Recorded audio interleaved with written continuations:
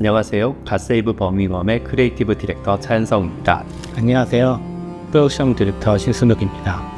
이번 영상에서는 올해 1월부터 5월까지 개발한 내용들을 공유드리고자 합니다.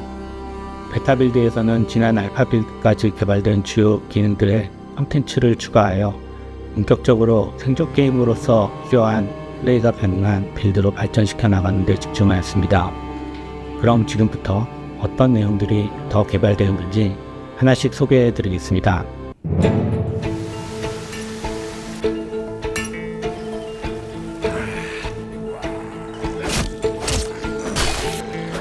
Since the last alpha test, Save Birmingham has received a ton of great feedback from players.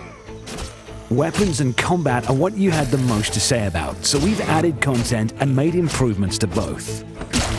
We've adjusted the tempo of combat animations, such as the player's weapon attacks and head stomping, and improved animations overall. We've also aimed to reduce friction by enhancing the responsiveness of controls. To compensate for the player's faster combat abilities, we've made zombies a little more durable to keep the overall pace of combat the same. Through these continuous improvements, we're striving to create combat that feels challenging, thrilling, and fitting for a gritty survival game. During this development sprint, we've added one-handed swords and halberds and plan to continue adding more weapons so that players can discover and experiment with various medieval melee tools. We've also added unique animations for each weapon type, plus stats such as damage, stopping power, and durability. Players will need to choose their weapons carefully to optimize their chances of survival. We've also added a shouting action to lure zombies where you want them. Much work has also been done on the physics engine, which is one of Save Birmingham's most important and unique features. We've enhanced the physics simulations for the grappling system, which governs how zombies grab, cling to, and attempt to drag the player down. We refined the technical mechanisms that control how zombies will attempt to fight the player, and added new ways to break out of grapples, adding depth to close-range combat. We've also made various enhancements to the in-game physics engine. For example, lifting the bottom box in a stack or swinging a chair into zombies will now consume more stamina, giving the system a more realistic feel. You can now place and move ladders freely at any desired location rather than being limited to specific spots. This was surprisingly tricky to develop. To make things as realistic as possible, the system runs physics simulations on ladders even while they're in use, to allow for things like zombies knocking over your ladder while you climb. You'll have to use ladders carefully to avoid injury. In this development sprint, a new feature has been added that allows you to freely move through windows. If a building doors are locked or blocked by a horde, you now have another escape route. Through this sprint, significant improvements have been made to the crafting systems and content. Within Save Birmingham, you can experience 3 types of advanced crafting: carpentry, blacksmithing, and tailoring, which will each aid you in your survival in unique ways. Unlike standard crafting, advanced crafting will require you to find crafting stations scattered in homes and buildings throughout the town. In this development milestone, we've added a significant amount of content and features related to survival, which is the core of the game. Chickens have been added as player livestock. To raise chickens, you'll have to find or build a chicken coop, after which they'll produce eggs at regular intervals. But you'll have to select a location for your coop carefully to avoid noisy birds attracting unwanted attention from zombies.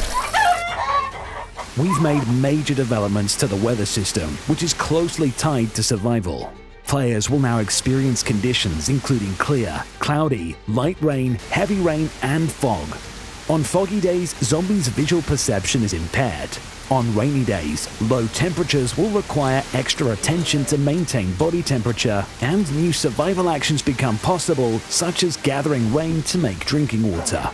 Time and daily weather patterns will continuously affect the ambient temperature. If the player is exposed to the cold for too long, it will begin to threaten their health. To survive, you'll have to take actions to maintain body temperature, such as dressing properly and warming indoor environments by lighting a fire. Just as starting a fire has become more important, so has handling it carefully. Fire can now spread to wooden objects, and the player can suffer burns if they get too close, so you'll have to arrange objects carefully when igniting a fire. We've now added various historically accurate medieval beverages. Alcohol can quench thirst and reduce the character's mental stress. However, excessive drinking can cause the player to become intoxicated, making survival more difficult, so remember to drink in moderation. We've further enhanced the existing sleep system. You can now improve the quality of your sleep by finding or crafting a quality bed. Additionally, you must maintain a warm indoor temperature and create an environment safe from zombies to ensure quality sleep and maintain your character's health. It's now possible to gather fruits and vegetables via foraging. You can collect wild berries from the forest outside town and vegetables from gardens throughout. Foraged plants won't start rotting until they've been picked, so it's up to you to pick them at the right time or process them for long-term preservation. You can now interact with the river flowing through town. You can draw and drink the water, however the water quality is poor and drinking it may cause an upset stomach. Fortunately, the stream water is great for cleaning yourself, making it a solid choice to visit anytime you need a quick wash. God. We've developed a new system for generating survival supplies within the village using fixed rules and random generation. We plan to continuously test and refine this system throughout the game's life to ensure players are experiencing challenging and exciting gameplay. We've improved the guide journal system, first introduced during the alpha phase by incorporating feedback from testing results. Designed to provide minimal guidance to players entering the sandbox environment for the first time, the guide journal will function as a light tutorial and the story delivery mechanism. While gameplay would be possible without completing the guide journal quests, it's intended to assist players in acquiring essential game knowledge and adapting to the environment during their initial playthrough. Although it's not yet playable in this build, we've started developing co-op functionality. Once the multiplayer feature is stabilized, we plan to create an opportunity for players to experience it firsthand through an open test.